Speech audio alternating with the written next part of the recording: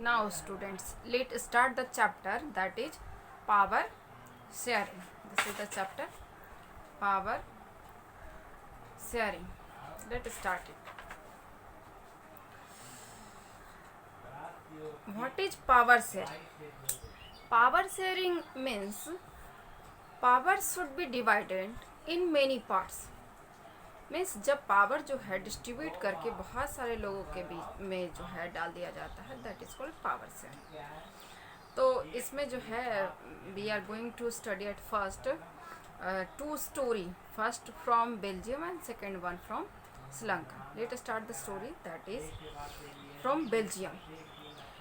Belgium is a small country in Europe, smaller in area than the state of Haryana, and it has border with France. Actually, Belgium जो है Europe का एक बहुत छोटा country है और इसका जो एरिया है वो हमारे स्टेट हरियाणा से भी छोटा है.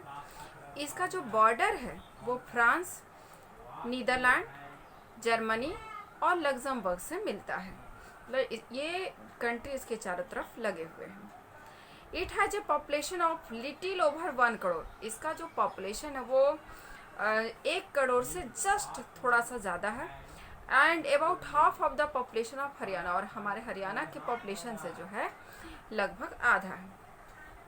The ethnic composition of this unit, this small country is very complex. Actually Belgium का जो एथनिक कंपोजिशन है वो बहुत ज़्यादा जो है कॉम्प्लेक्सिव है.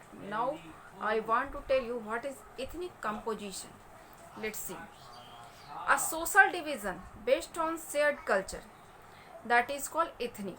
ऐसा social division जिसमें जो है हमारा जो कल्चर होता है वो एक जैसा सिमिलर होता है, उसको ethnic जो है डिवीजन बोलते हैं. People belonging to same ethnic group believe in their common descent and because of similarity of physical type or the culture or both. Actually जो सेम एथनिक ग्रुप से रहते हैं माना जाता है कि उनके जो डिसेंडेंट जो हुए, जो पूर्वज हुए, वो कभी ना कभी सेम थे. इसलिए क्योंकि उनमें जो है बहुत तरह का सिमिलैरिटी पा जाता है, जैसे कि उनका फिजिकल एक जैसा होता है, स्ट्रक्चर एक जैसा हो सकता है, उनका कल्चर, या फिर दोनों एक जैसा हो सकता है. They need not always have the same religion. लेकिन ज़रूरी नहीं है कि उनका रिलीजन और उनकी नेशनलिटी एक जैसी हो. मीन्स जो सेम रेस से बिलोंग करते हैं, all they belong to same ethnic group. So now see what was the ethnic composition of Belgium. Actually in Belgium 59% population जो कि फ्लेमिश रीजन में रहते थे और वो लोग डच बोलते थे. Means they live in Flemish region, they speak Dutch. और 40% जो लोग थे वो बलोनिया में रहते थे और वो लोग जो है वो फ्रेंच बोलते थे. रिमेनिंग जो 1% मतलब 59% plus 40%, remaining 1% they speak German. You can see here this one is Flemish region. यहाँ पर जो है डच स्पीकिंग लोग रह रहे हैं. This is the French speaking area, that is Wallonia. So, or this one is these are German speaking area. So these peoples are in majority and these were in minority. ये minority में थे और ये majority में थे. Now see, वहीं capital जो था ब्रुसेल्स, वहाँ 80% वो फ्रेंच बोलते थे वाइल 20% डच बोलते थे. मतलब टोटल कंट्री में डच बोलने वाले ज़्यादा थे जबकि कैपिटल में फ्रेंच बोलने वाले ज़्यादा थे. Minority French speaking community was relative, और वहाँ पे जो फ्रेंच स्पीकिंग लोग थे वो ज़्यादा रिच और पावरफुल थे. This was resented by the Dutch speaking community who got. Actually इसी की वजह से, चूँकि फ्रेंच स्पीकिंग वाले ज़्यादा रिच थे और पावरफुल थे, इसकी वजह से जो है जो डच स्पीकिंग कम्युनिटी था उनको जो है इसमें जो है रिसेंटेड लग रहा था, असंतोष लग रहा था, उन्हें बुरा लगता था. और डच स्पीकिंग का जो है असंतोष का रीज़न ये था कि उनको इकोनॉमिक डेवलपमेंट करने का जो मौका मिला था वो काफ़ी बाद में मिला था उनको।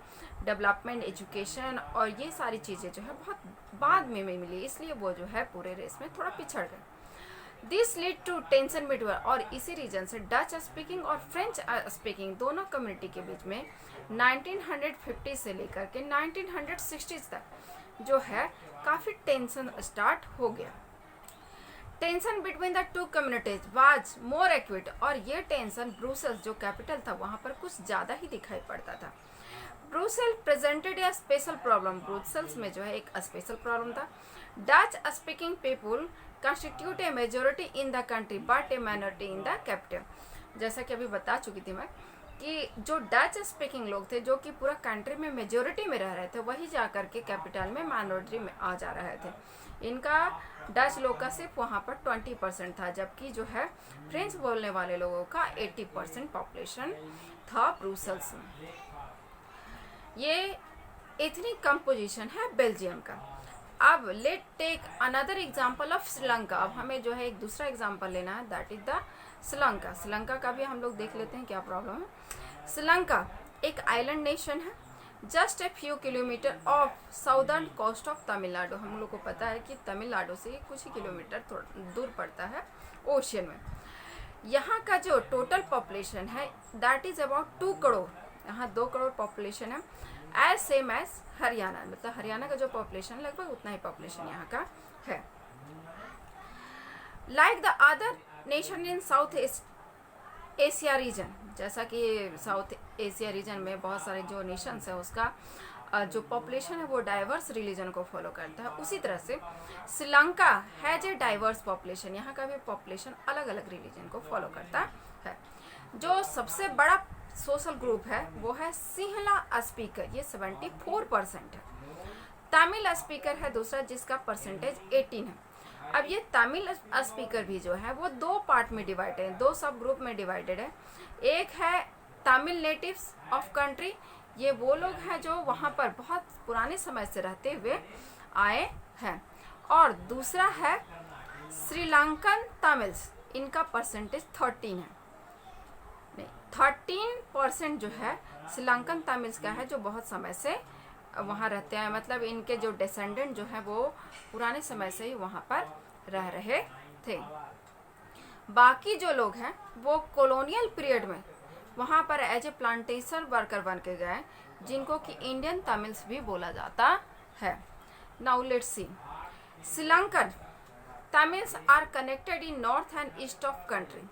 एक्चुअली ये जो श्रीलंकन तमिल्स हैं इनका जो एरिया है श्रीलंका में वो मोस्टली जो है नॉर्थ और ईस्ट पार्ट की तरफ है, नॉर्थ ईस्ट। ये पूरा जो रेड कलर दिख रहा है दिस वन। सो अब let's see the religious composition. Mostly Sinhala जो स्पीकिंग लोग हैं वो बुद्धिस्ट हैं, मतलब सिंहली बोलने वाले ज़्यादातर लोग बुद्धिस्ट हैं, जबकि तमिल बोलने वाले या तो हिंदू हैं या मुस्लिम हैं। 7% जो है वो क्रिश्चियन है, जो दोनों लैंग्वेजेस बोलते हैं, Tamil and Sinhala. Now this is the composition of Sri Lanka. Now अब हम देखेंगे कि इन दोनों सिचुएशन में क्या हो सकता है बेल्जियम में और श्रीलंका में। बेल्जियम में अगर डच कम्युनिटी जो कि एडवांटेज है, मेजोरिटी में है, न्यूमरिक मेजोरिटी उनकी ज़्यादा है, अगर वो फोर्स करती है फ्रेंच बोलने वालों को या जर्मन स्पीकिंग बोलने वाले को तो क्या होगा, इसके कारण कन्फ्लिक्ट होगा वहाँ पर, और ये कन्फ्लिक्ट जो है बाद में कंट्री के पार्टीशन में भी कन्वर्ट हो सकता है।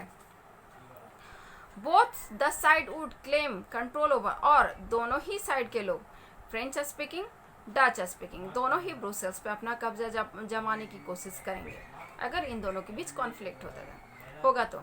वहीं श्रीलंका में जो है ऑलरेडी सिंहला जो है बहुत ज़्यादा उनकी मेजोरिटी है, तो कुड इम्पोज, तो ये लोग क्या कर सकते हैं, अपना पूरा जो है कंट्री पे अपना कब्जा कर सकते हैं, और जो माइनॉरिटी है उसको जो है वो साइड कर सकते हैं।